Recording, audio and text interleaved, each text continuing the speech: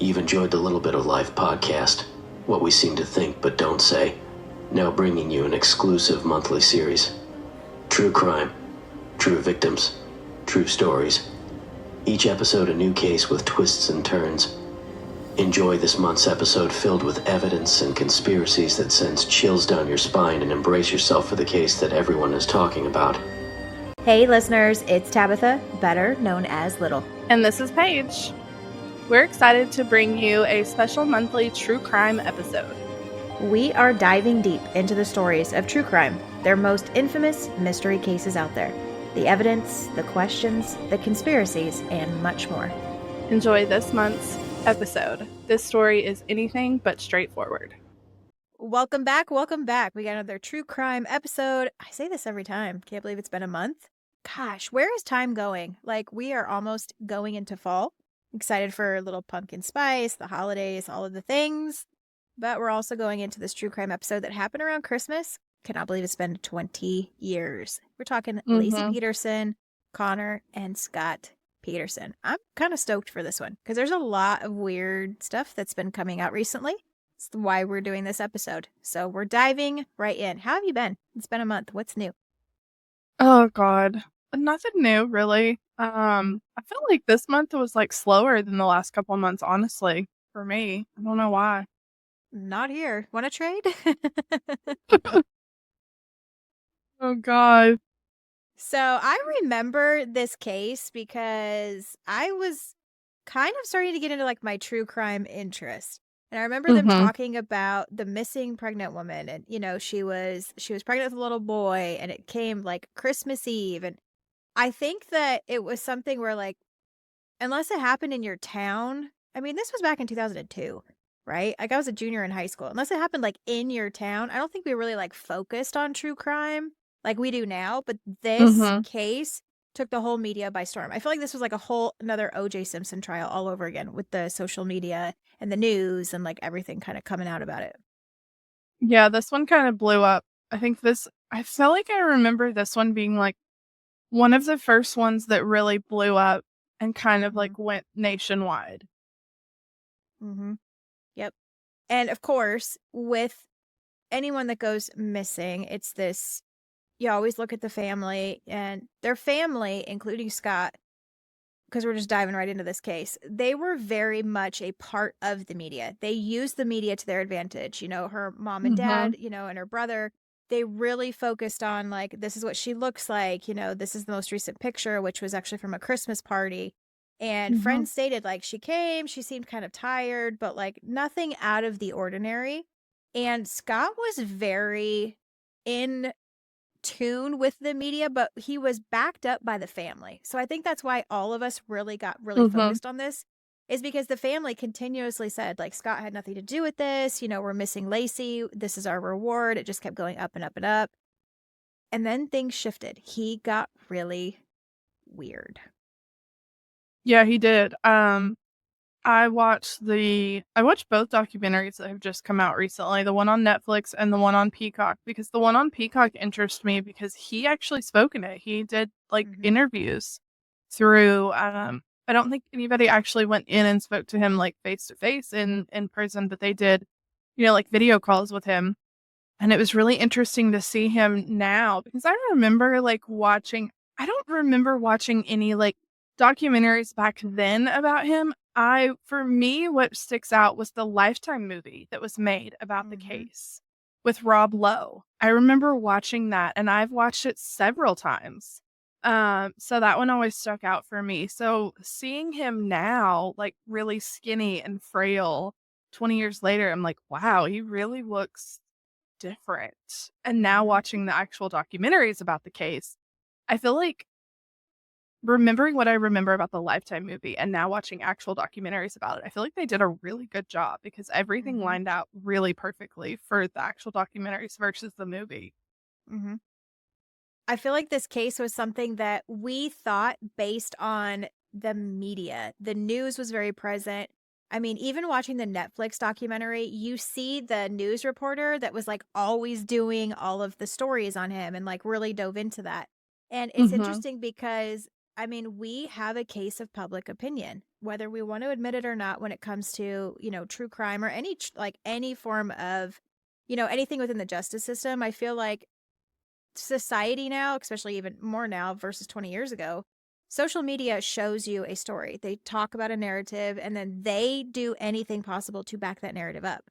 So I think it's interesting because we see all of the media and then we hear and see different sides of like detectives and investigators, different things that, even Scott's sister, for instance, she went and got her law degree to help her brother because she's like, he is innocent. When you say the name Scott Peterson, the name, the word that follows is not innocent. But I question people, and that's why we do this, is because we're kind of like twisting your minds a little bit here, is he guilty because of what you have heard? Or is he guilty because of all of the evidence that they've shown? Because it's kind of weird. There's nothing 100% concrete that ties him to this death. And he overturned his death sentence conviction in 2020, which was like a huge thing. Everyone's like, oh, he's no longer, has the death penalty. He just has life in prison without parole. Because now he's getting ready with a new team of lawyers undergoing some new DNA testing that might really flip the script completely. Yeah. Yeah, he is. And I didn't even realize, I guess, until I watched these new documentaries that he had been sentenced to death. I don't remember that from 20 years ago. I mean, 20 years ago, I was 16, so I don't remember that part. But watching it, I was like, oh, wow. Like, I didn't realize that he was sentenced to death. So that was a shock for me. But seeing that it was overturned I feel like a lot of people that are in prison now are having that happen for different reasons. It's not just one reason in particular, but I think it's weird to me to just see that. But I'm like you, there wasn't this, and like they said in the documentary, there wasn't one like aha moment that was like, he did it. There wasn't one piece of evidence that was like, aha, we got him. There was a lot of moments that it was, oh, that's weird. Like even now, watching the documentaries of like, it was super weird that no one knew he had a boat. He's married. No one in the family knew he had bought a boat. He bought the boat while he was having an affair. The affair was a huge thing. And I feel like in the media that really got taken out of context in regards to he's married. To me, the affair was blown out of proportion. 100%. 100%. I think the investigative team and the prosecution took that and they're like, look at this. Just because you cheat does not make you a murderer. Like that's well, not that the and case. it hadn't been going on that long. It had only been going on like a month and a half. It's not like he'd been having this affair for years or a year or this long extended period of time. It had just started. Yeah. But there's weird conversations like, when he There told is Amber Fry of, oh, like December 9th. This is my first holiday without my wife. My wife is missing. She wasn't missing December 9th. So there's like those moments where you're like, that's weird. Then he had a boat. And then they show a lot in the news documentaries on Peacock and Netflix, talking about like when they went to the shop. I never knew. We talked about like him in the media and the news and stuff back then of like he made anchors. He admitted to making an anchor out of concrete. I never knew that they could see multiple rings on the floor of the shop, that he made more than one that was in that boat. For some reason, I do remember that. I don't know why. I don't. I do. I don't know why I remember that, but I do. And there was a needle nose plier set that was in the boat and it had hair on it and it was Laci's hair. And that to me, that's weird. But again, that doesn't necessarily mean anything. Like that could have just been a coincidence. Like that needle nose plier could have been in their house and it could have, her hair could have, listen, I lose hair like horribly. They were a married couple. That hair could have fallen in his tool bag and it could have gotten taken out. Like that's, to me, again, that's so taken out of context. Like, again, I lose hair like crazy. I mean, I can find my hair in my dad's truck 3 years from now, like it's just, I don't know. To me, that one hair again, it looks very bad on where it is and how they find it, but how it got there could be 100 different ways. Yeah, mine's my eyelash extensions. If I ever go missing, just follow the trail, baby, because you're gonna find who has me from these eyelash extensions. Mine's my hair. Like, it's everywhere. The other one I think that so many people focused on because there was this huge divide of people in the beginning that they were like, no, Scott's innocent. Like, he had the parking pass from the marina and it was dated. There's the phone call that he left on the voicemail that he wasn't able to like pick up a basket, coming up for a family member. And he's like, I'll be home in a little bit. I Papa, love you. whoever that Like, was. But when we go in the true crime mind, if you know and you premeditate something, that's very much methodical planning out of like, okay, I'm going to make sure that I have an alibi. I'm going to make sure I have proof of that and the time and the stamp. I decided my thing, he claimed, oh, I was going to go golfing that morning, but I realized it was too cold, so I went fishing. When you're on a water in a bay in California, for those that have never been there, that is a lot colder than going golfing because you have all of the wind, all of the motion, everything from the water, everything.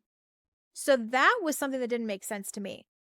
But when he came home and told the family, "Oh, where have you been?" his story changed. He's like, "Oh, I was out golfing." But then like a couple days later to the mom, he was like, "Oh, I was fishing." So that's where that caught him up real quick for me. Yeah, but as a person, like you said, if you're in California, fishing is colder. But as a person who knows about fishing, you go fishing when it's colder because that's when the fish bite. So it's like, it's kind of like you're damned if you do, damned if you don't on that story. And then I think the hard part for me is she was walking her dog. The new documentary shows where she was walking her dog. So that kind of put a different perspective in my brain because the park that her mom went to immediately to look for her wasn't very far away from their house. She had said that she was nervous about where Laci walked Mackenzie, their dog, because of the area. There was a lot of homeless people down there. There was an incline. It was muddy. It was slippery. For a woman who is 8 months pregnant to walk their dog alone in an area that I'm not trying to be mean, but like in an area where there's like transients and like, the hills and stuff, that's not safe. That's not safe at all. Like if your mom's already worried, why are you going there? That was weird to me. I mean, yeah. I thought at first when they said she took her dog for a walk, like back in 2002, and even in 2020, like when he got off the death penalty sentencing, they were talking about like, oh, she went and walked the dog. She walked the dog in a park. Me thinking suburban neighborhood, California, West Coast. Yeah, right. No big deal. Dog in a neighborhood. The new Netflix series that I saw, I was like, that's for an 8-month pregnant female. That's like a hike. That wasn't a walk to get up and down that incline. That was a hike. Why would she do that? Yeah, it's very strange. That part I don't understand either. It doesn't make sense to me. Like you said, there were people there and they were already questioning why she went to that area or that park. So, I don't know. And it's hard. There's witnesses that saw not Laci, but they saw someone that looked like her. That's the other key of all these people. Oh, well, she was seen by so many witnesses walking her dog. No, not her herself, but a pregnant woman that appeared to look like her. It wasn't her. I mean, it was never 100% identified that was her walking that dog. Yeah. I don't know. I look at this in a weird way. And it's kind of sad. Like the dog came back, obviously without the leash. The neighbor put her in the home. That was kind of weird to me. I mean, granted, if my dog got out, I would think a neighbor would like want to hand the dog to somebody, not just put him in the gate and leave him and be like, something's wrong. Yeah. Yeah, I think she came back with the leash, and that was the thing, is it was muddy. The leash was like muddied up and stuff. So that was what was weird. It's like she comes back, like if you know for a fact that your neighbor's 8 months pregnant, and she walks her dog every day, and then you see the dog come back with a muddy leash and no 8-month pregnant walker. My first initial thought would be knock on the front door and be like, is anybody home? And then if I'm not getting an answer, I'm going to probably call the police and be like, hey, I know that my neighbor's 8 months pregnant. She walks her dog every day. I just found the dog with a muddy leash and no pregnant lady. Like something, you guys might want to come out and check this out just to try and get a hold of them and make sure she's okay. Like, but I'm an like overthinker and anxiety driven. So that might be too much for some people. I'm also still a West Coast thinker of like, stay out of my area. Like, I remember moving from Arizona to Texas. It was such a huge difference because everything in the West Coast is like walled off. Like, you have cement walls and fences that separate you between your neighbors. And I lived in a neighborhood for 7 years. I didn't know the name of my neighbor next door. It was very much you come in, you put your garage door in, like up, you go in, you close it, you're done. I mean, it was like a Yeah. nice, sometimes like, hello. But I mean, I never really got involved with my neighbors. And I know we've done a couple of true crime episodes talking about that too, like with, the young lady that left her child for 10 days. We do put a lot of responsibility on neighbors, but like socially, I think we're still in that position where it's like we are friendly, but like how friendly do you get to where you would know something happened to a neighbor like this? But in the South, mean- we don't do that. Like, you know your neighbor. You talk to your neighbor. You hang out with your neighbor. You become best friends with your neighbor. Like, if your neighbor goes missing, like, you're in their house going through their underwear drawer, like, trying to figure out where they went. You know what I mean? Not here. It's like, hi. Right. That's what I'm saying. Things of like, I wonder how their relationship is, their marriage. Like you create things, because Right. you just don't talk to people. It's so different. Yeah, it is. It's wild. I think also it shifted when. First, I think it's interesting that, and I get it because this was like their big powerhouse that they were going to use. That when the prosecution and the investigators found out about the mistress, which I don't even like to call her that, and then especially in the next, she's like, I wasn't a mistress, I didn't know he was married. So I feel like she got a lot of heat for that too. She I think did. she did one hell of an exceptional job going undercover, having these conversations, Yeah, I getting couldn't have him done to it. talk to her. Oh, I couldn't either. I'd be like, where's your wife? I'd have been like, It would have freaked me listen, out. mother trucker, how dare you tell me? Like, there's no way I could have kept my face. She did so good. And then the She media did. found out about her, and then they followed her. I love her attorney that she got. That woman is a powerhouse. I am obsessed with her. She's done so many really big cases as well. Yeah, But she has. I Can't think of her name, but she's felt like amazing. I felt like San Mateo County focused on that affair. 100%. Yeah, it was And blown way they out fit of their proportion. narrative. Yeah, it definitely did. But that's when Scott started getting a little funky weird because he went from cooperating to not cooperating at all. But I gotta say, on that side, I get it. When you have news reporters sitting outside your house every single day, where's your wife? Where's your wife? People grieve differently. I've learned that in grief. Sometimes people cry and scream and they need answers right now and they have anxiety. And then some people are like very private.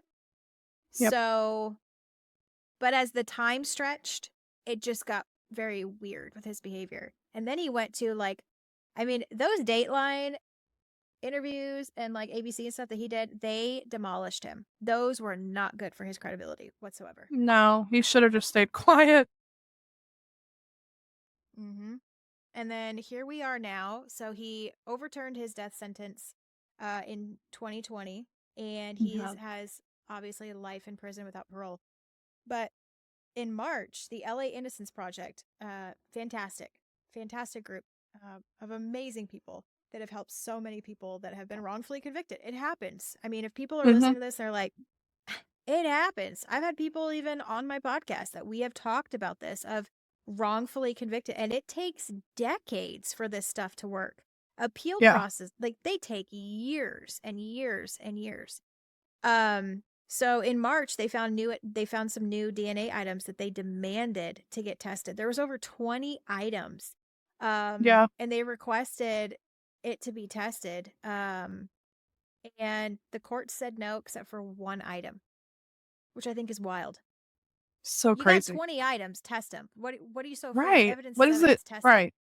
What's it gonna hurt? Like, what are you hiding? But the one that they chose was the duct tape that was recovered from Laci's thigh. which for those listening, obviously we know how she was found. Her head was never found. She had just her torso. Part of her foot was missing, and then an arm was missing. Why? Like, my big question is, why did we not test that? In Why? In 2003, when her body was found, I mean, obviously it's DNA, but we're just now able to test something in 2024 that was something found on her thigh, which was what? I mean, I'm at a loss for words, which takes a lot for me. Yeah, no, it doesn't make any sense to me at all. The fact that none of that was ever tested makes no sense.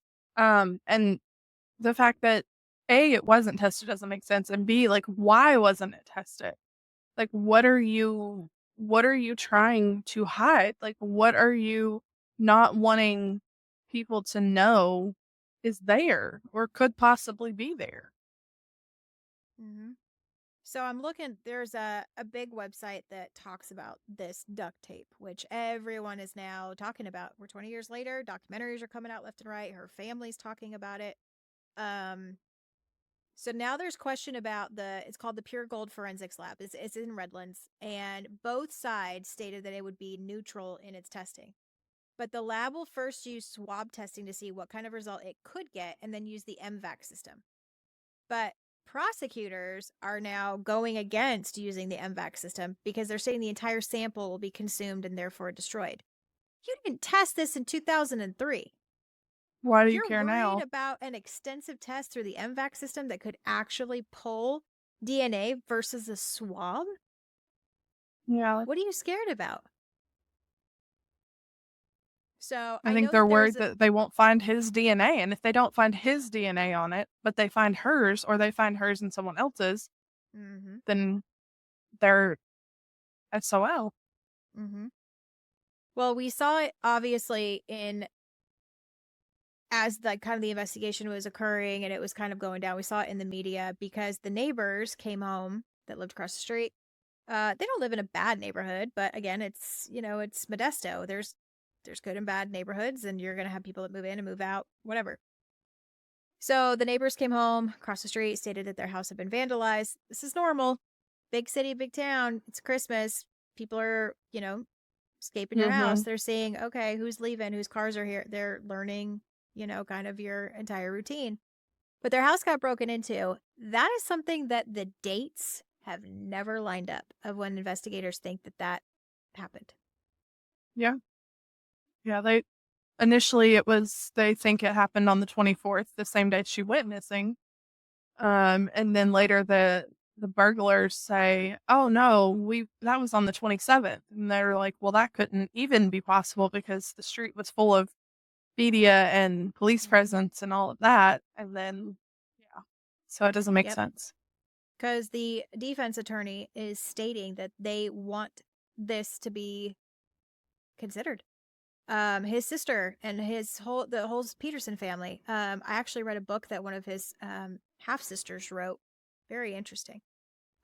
She finds him to be guilty, but it talks in her book. I'll have to post the title in the bio description. But it was interesting because I've always been interested in this case because you have two families. They were so excited to have a grandson, and things just went way south. And it's interesting because now the defense is like, we really want that to be considered because the Peterson family, the defense, everybody believes that had something to do with it. They have just recently talked about there was a van that was, when they ran the plates, it was stolen. And it was lit on fire blocks away from the house, from the robbery, around that time frame that she went missing. There was a mattress in the back of the van that had blood on it, and the courts are still refusing to DNA test that blood on the mattress. Why? Mm-hmm. Why? Mm-hmm. That's the one question. Why? I mean, so many people listen. I'll be real. I was one of those in 2002, 2003, all the way up till I don't know, a couple of years ago. That people would say, Scott Peterson. I'm like, guilty. Fry the dude. Bye. To me, he didn't want children. It was very apparent. Him and Laci talked about it. He didn't want children. Then all of a sudden he changed his mind. a around 7 months pregnant that she was at, he started, this emotional and sexual love affair. I think he was very unhappy in his marriage. Does it mean he murdered somebody? No. But seeing all this new stuff and doing cases on wrongfully convicted, whether it's, within a county court or if it's military, it's really hard. It is really hard to overturn a conviction. We have seen that so many times because once an investigative department finds something, that is stuck like super glue. It is so hard for somebody to say that they've been incorrect. And we've seen that when people have gotten exonerated. I mean, it's literally like, oh, yeah, sorry, my bad. We'll let you sit for a couple days and then we'll release you. And then it's like, oh, sorry for all the time wasted. So, like, highly encourage people to consider appeal process and have a peace of mind of where you look at both sides. Because it's really hard on this case. I mean, we're emotionally involved of, it's a pregnant woman. Like, who could do this? But again, now here we are 20 years later. What if he didn't do it? What if? Yeah. Yeah. I'm like you. I was always very, he did it. He did it. He did it. And, you sit and you look at the evidence that they have and the what ifs and what they don't have. And what they don't have is very compelling. There's a lot of things they don't have that in most true crime cases prove that someone did it. And those are the things that they don't have. They don't have a murder weapon. They don't really have a crime scene. I mean, they talk about, the one tiny drop of blood on the end of the bed sheet. And I'm like, that could have come, and it's his blood. It's not even hers. It's his. That could have come from him shaving his face and walking to the bed to pick up a towel and it dripping. I mean, that could literally, there's so many things that could come from that they hounded on that in the documentaries about, the one detective, I forget his name, but I can see his face. He hounded on that one drop of blood and it being Scott's blood. And I'm like, dude, it's not even hers. Like, it's his and it's in his home on his bed. Like, to me, it's irrelevant. That one drop of blood is completely irrelevant to me. So they don't have a murder weapon. They don't have crime scene. They don't have, for the longest time, they didn't have a body, and I think honestly, yeah, they found her body in the place that he went to, but had someone else taken her, the knowledge of where he last was so publicized that anybody could have dropped her there. And it's not like she was washed just on the side of the bay. Like, she was up on the shoreline. Like, she wasn't just off the side of the water. Like, she was up there. So it's like she could have very easily just been tossed off the side too. To me, that was always very strange. I'm like, they didn't just find her on the edge of the water. Like, she was up in off the side of the water. So I always found that really weird too. She was up on the rocks where they found her. Yeah. Yeah. She was not just, it wasn't like she just washed up on the shore and was like in the water still a little bit. Like, she was up in the rocks. And that part never made sense to me either. The part that didn't make sense either with me was Connor. They couldn't figure out the actual estimated date of his gestation. And that's been a huge thing too, because obviously when there is decomposition, then you have, the water and all of the elements of that, outdoors, everything. There is proof showing with OB that the muscles in the abdominal wall will actually no longer contract at all when there is, a passing and when there's validity and all of that stuff. Then you add all the water compositions. The abdominal wall relaxes so completely that him being born after her passing is totally viable. But they never had a gestation date. They had a range. When you're at the end of a pregnancy, that range is pretty important. So that came into play in the courts of, Connor. I mean, so many of them are stating now Connor was born after she passed. And it's not just like hours or day, like weeks. They're stating like from when she went missing, like he was born way after, which brings in, was she taken? Did she have the baby? Because there's a couple of people that have gone missing pregnant in Modesto. So that was something that was very weird to me. Obviously Connor's body was found in a little bit better of, evidence wise to test and do stuff than Laci's was. Which brings me to the question of like, did they pass at the same time? I mean, I don't know. Things just are very all over the place with this case for me. They've always been that way. Yeah, I never understood any of that really either, and I still kind of don't, because they said they were found in separate areas. So again, to me, that's very strange. Like, I don't understand that. I never understood that, and I still really don't. And Connor was found first, miles away. Mm-hmm. Like they show in the graphic, I'll probably find it and maybe try and put it up in here for those that are watching on video, if I can grab it. Because obviously, there's a lot going on with this case that stuff has not been made public when it comes to the crime scene. Obviously, out of respect for the family, totally understand. But they show in the investigative spot of like where the island is that he claimed he was fishing. And then when you look at it, it's literally just like a triangle point because Connor was found in one space, Laci was found in the other, and then the island is just right below them. But like you said, like it was very public. But that's also going to put me to the point when they were searching for her and they had the boats and everything out there and the divers. They stated that, and they show him, Scott would come periodically, pull up in a parking space, watch what they were doing, and then leave. He wouldn't talk to investigators. He wouldn't talk to divers. That's what she was still missing. So if you're going to go to a place and you possibly are like, did you find, I mean, it's just human nature. It's someone you love, right? It's your wife. It's your unborn child. Did you find anything? Are you making, any headway? Anything? But it was creepy because he went to like a little marina area post and would watch. Almost to me, and the investigators said it too. It's almost like if he was waiting to like, did they find anything? That to me makes him look guilty. Does it make him guilty? No, but it looks guilty. Yeah. Yeah, that was weird to me too. I didn't understand that of why he would do that. But I mean, do we ever understand why people do anything anymore? I mean, I don't know.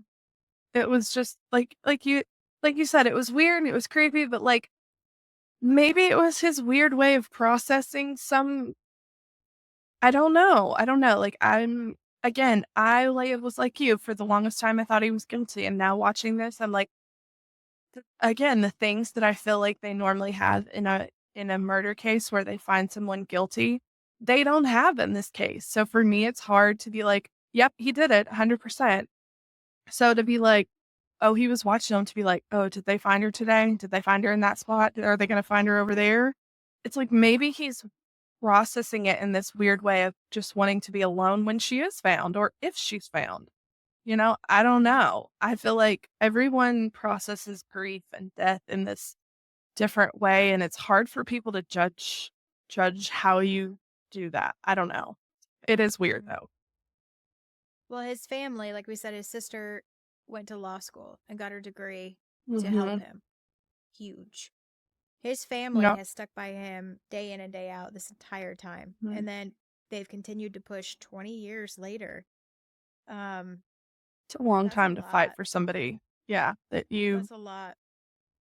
Mhm. Mental health, your family's under scrutiny. They're under, microscope constantly. I mean, I can't even imagine how do you go and meet people like, "Oh yeah, what's your name? So and so Peterson." "Oh, Scott Peterson's my brother." Like how would his half sister talks about that of how like she was raised around him but not too often, and like she was really embarrassed to state that that was her brother because she's like, "I didn't know what happened." Um and it's hard because you see this huge division, right? Like I give props to Laci's mom Sharon because she was so sophisticated in how she spoke in the Netflix documentary. And I know editing is editing, but she's reopening a wound. And it was amazing to see that she was like, at the end, she's like, Laci's still here. Like, she's physically not here, but she's still here. And how terrible. Like, you not only lose your child, you lose your soon to be grandson, and the world knows all this information before you even Yeah. do. Like, she didn't even know some of the stuff that the investigators talked about. She went to the court every single day for 4 months for the trial, but she said she did not go on the day that they were going to show, obviously, the evidence photos of the bodies and discuss that. And she's like, I just couldn't get myself to do that.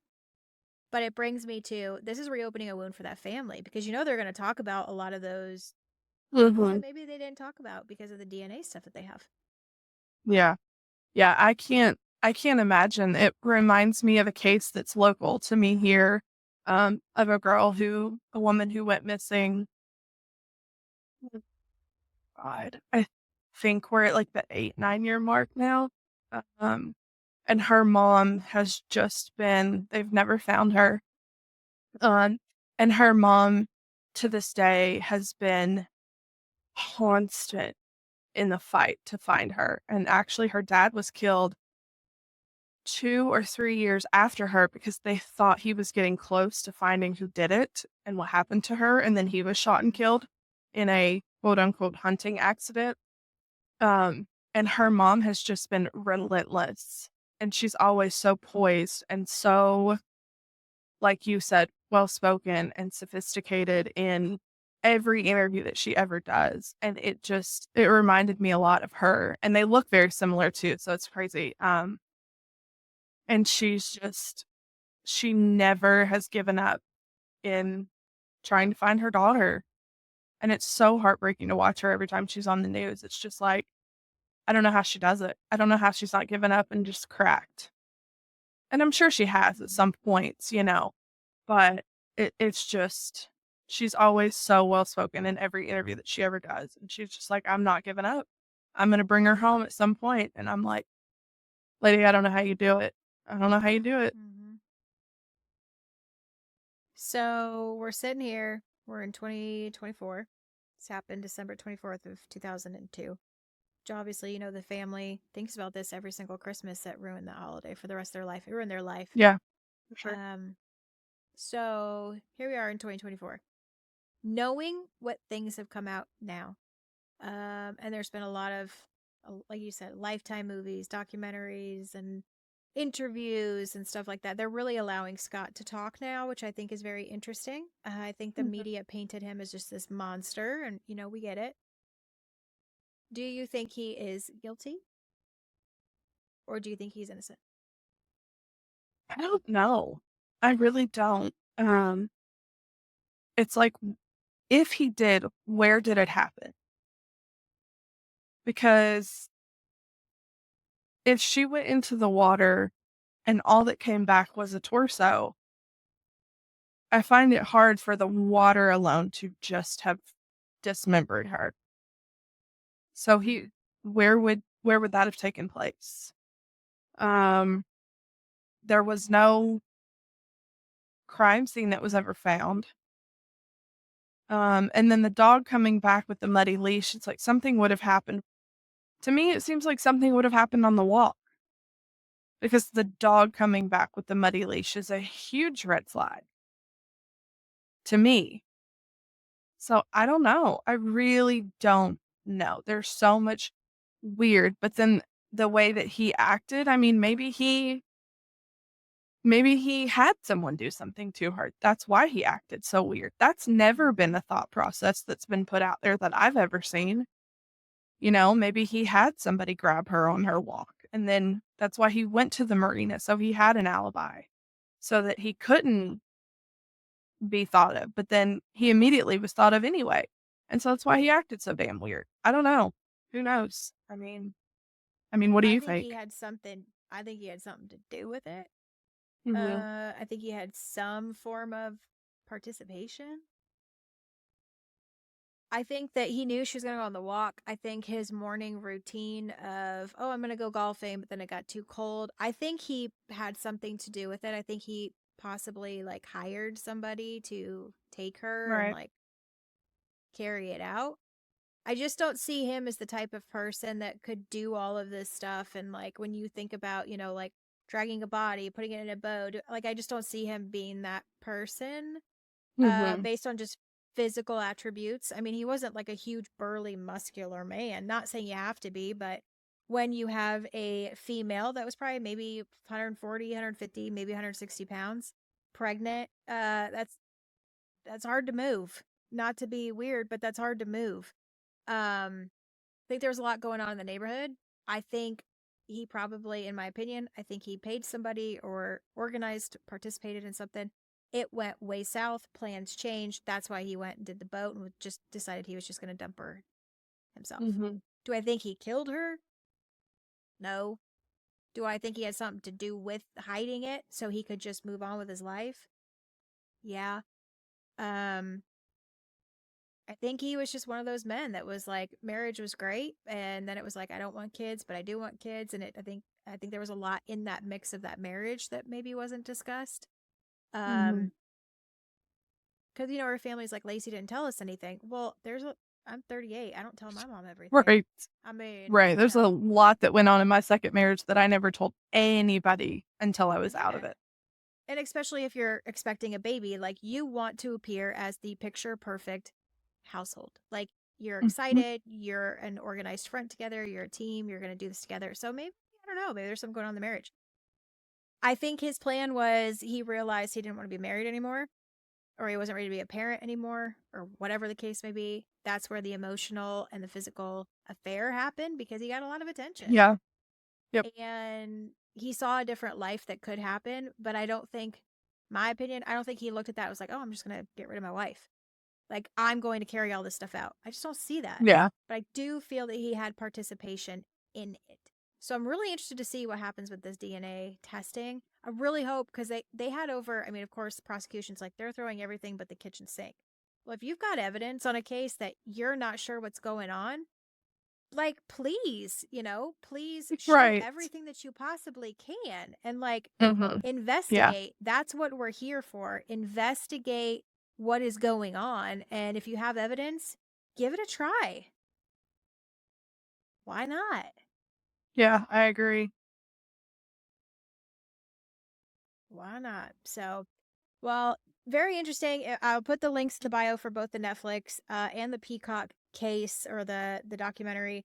I'll put a couple things here in the link description too for the bio of what's going on with certain DNA tests. It's interesting to read. I think we're in this great position where I really hope, if they did the whole media, I mean, they didn't film in the court for the court, sentencing or anything like that. This case was very much outside the court, which, all of the news individuals and representatives from the news channels were able to kind of like sit in on it, but then tell us the feedback. I hope when they do the DNA stuff, I hope they're very open to the public, because you guys all involved us in the public anyway with your news stories. So, like, tell us what's going on. Right. I'm very interested to see what happens with this. I think something, I don't know. I mean, can you imagine if he comes out and like does show that he's innocent? Can you imagine? I don't know. I'll put everything in the bio description. Thank you guys for chilling with us, hanging with us again. Another true crime episode. It's airing the last Thursday of every month. Trust me, it gives you guys something to listen to on your Friday morning commute. Happy Friday. Or you might be listening in on the weekends. Make sure you're watching all of our episodes over on the YouTube, Little Bit of Life podcast, because we're going to have a lot of different clips and stuff coming up that are going to be in our upcoming videos to show you even some crime scene photos and some really interesting things. We want your feedback. We want you guys to interact with us. Leave a comment. Follow us on our socials. Those will also be in the bio description. If you have a case that you would like for us to do, or you're interested, send us an email. That will be in the bio description as well.